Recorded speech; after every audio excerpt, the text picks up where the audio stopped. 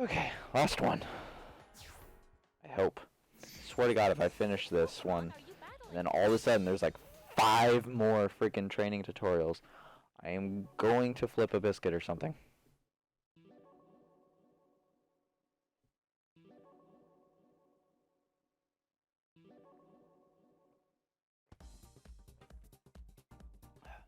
Fist bump. In close combat, it's important to understand what the situation will be like after each attack.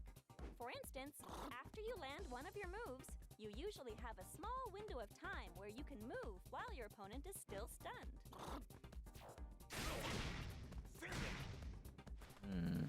Which means you can move in for another attack. Keep going and going and going. If your opponent uses a block against you, they'll be able to make their next move before you can. It's a trap. Your best bet in such situations is to keep your cool and just use a block. It might also be a good idea to try to pull off a counterattack. Also, when your attack misses its mark, you'll be left completely open to your opponent. So make sure to try to only use attacks at a distance you know will hit your opponent.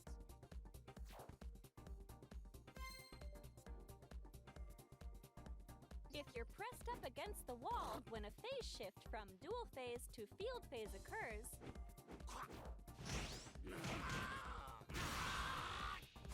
Damn, holy crap. You'll be blasted off the walls like this. Can't imagine that'll actually happen often, but this happens.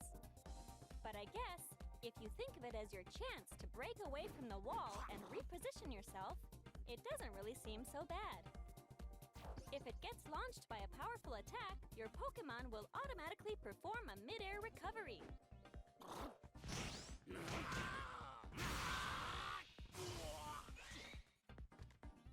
After a mid-air recovery, it will be temporarily invulnerable to attacks. Press forward on the plus control pad when this happens, and you can change the direction of its mid-air recovery.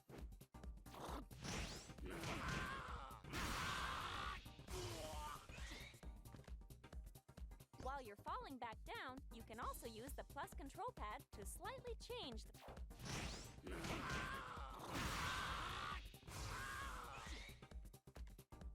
very slightly. When like two one ranged placement attacks over. collide, the stronger of the two may completely negate the other. Whoa. If both are at about the same level, they will cancel each other out. Got power levels up in this bitch. Dragon Ball When you know status. you can't beat your opponent in a clash of ranged attacks, it's best to just block or jump to dodge those attacks.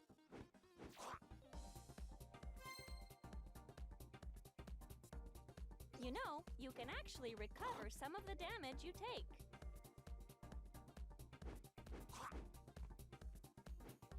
Didn't she say this one? You take damage, the dark green section shown as recoverable HP. You can Why? recover this recoverable HP by causing a phase shift. Oh, that's different. Not much, but it's some. You can also recover this recoverable HP by using Synergy Burst or via the effects of support Pokemon. Don't... Oops, I skipped that last part, but oh well. Oh, wow, it's literally recovering. Keep in mind that you can also lose recoverable HP. If your opponent causes a phase shift while you're in field phase, you'll lose some of your recoverable HP. Wow. No, that's more like all of it.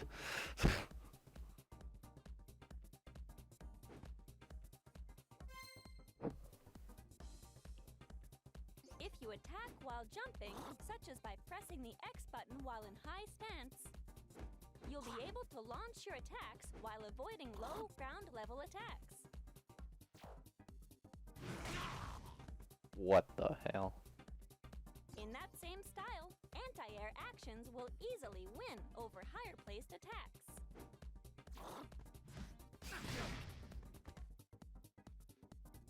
No matter which case, the point is that both, when matched up, will have the unilateral advantage over the other. This game is a lot more in depth than I gave it credit for. I'm sure I've already told you how battle stages come in all sorts of different shapes and sizes. The terms that determine how synergy power appears differ between battle arenas too. What? Energy runes. Other town appears when support is called in. If you take the time to study the stages themselves, you'll be able to use the terrain to your advantage.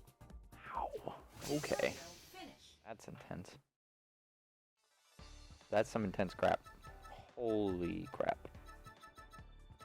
It's almost too intense for me.